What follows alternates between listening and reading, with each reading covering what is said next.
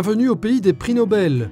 Avec sa superficie 15 fois supérieure à celle de la Belgique, pour une population de 9,7 millions d'habitants, la Suède est essentiellement peuplée dans sa partie sud et dans ses 3 villes principales, Stockholm, Göteborg et Malmö. La Suède est le 10e marché d'exportation pour la Wallonie. C'est un marché en fait qui est caractérisé par une économie relativement stable, même dynamique. Également un très haut degré d'innovation et d'adoption des technologies avancées. Et donc les Suédois, c'est des gens qui sont éduqués, relativement sophistiqués, assez ouverts et qui, chose très intéressante pour nos exportateurs, ont un très bon pouvoir d'achat. C'est-à-dire que si on compare les PIB par habitant de la Belgique et de la Suède, eh bien, les Suédois ont 20% de plus en termes nominaux que les Belges. La Suède est un pays qui bouge et qui se développe vite. Les besoins du pays sont énormes en termes de travaux publics, infrastructures routières et ferroviaires. Le secteur de la construction est aussi très porteur.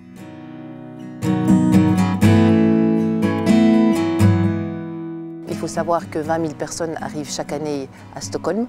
Ils seront 1,10 million d'ici 2020 et ce n'est pas facile pour les Suédois de construire des logements pour tout le monde à cette vitesse-là. Il y a également le secteur des industries créatives. Si vous connaissez Spotify, c'est suédois.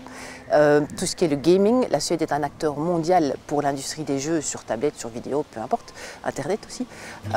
Il y a également tout ce qui est mode.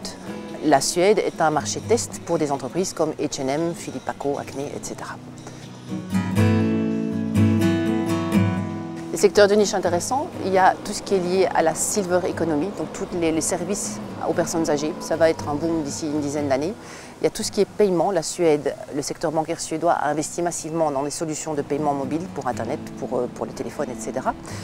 Et il y a le Internet of Things. Avant d'approcher la Suède, un exportateur doit savoir qu'il sera face à un nombre limité d'acteurs. Cela s'explique par le fait qu'une politique de monopole a longtemps eu cours dans les secteurs ferroviaires et pharmaceutiques notamment, et est toujours d'application pour la vente d'alcool. Les raisons sont aussi logistiques, la taille du pays limitant le nombre d'interlocuteurs capables d'assurer une distribution à l'échelle de la Suède et des autres pays nordiques. Peu nombreux, les acteurs suédois sont donc très sollicités. Notre acheteur suédois, c'est quelqu'un d'extrêmement pragmatique. C'est-à-dire qu'il veut un produit qui soit bien pensé, sur le long terme. Le prix est important, mais l'approche générale est beaucoup plus importante. Il veut avoir un business case pour chaque produit. Quand nous, on essaie d'avoir des rendez-vous, c'est souvent le cas où l'acheteur nous dit « Écoutez, moi j'ai déjà mes 2 ou 3 produits, mes 2 ou 3 fournisseurs, pourquoi est-ce que j'accepterais un autre rendez-vous ?» Donc l'exportateur wallon doit vraiment venir avec un produit novateur et doit le prouver, démonstration à l'appui. Le marché suédois s'approche idéalement dans une logique nordique. Un entrepreneur wallon intéressé par ce marché gagnera en crédibilité s'il signale qu'il a déjà vendu en Norvège, en Finlande ou au Danemark. Il aura aussi plus de chances de convaincre si son produit est respectueux de l'environnement et durable. Il faut savoir que le Suédois est quelqu'un de profondément honnête, donc un certain nombre de ces marchés sont attribués publiquement par appel d'offres de manière très transparente.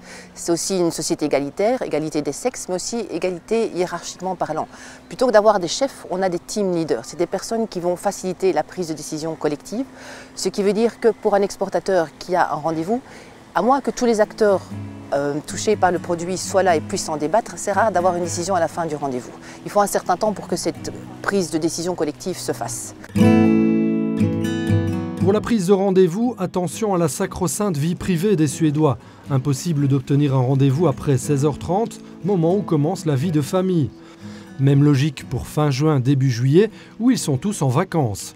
Et pour ne pas débarquer en terrain inconnu, sachez enfin que le bureau de l'AWEX à Stockholm se tient à votre disposition et qu'un agent de liaison scientifique peut également vous aider à rayonner sur l'ensemble des pays nordiques au départ de la Suède.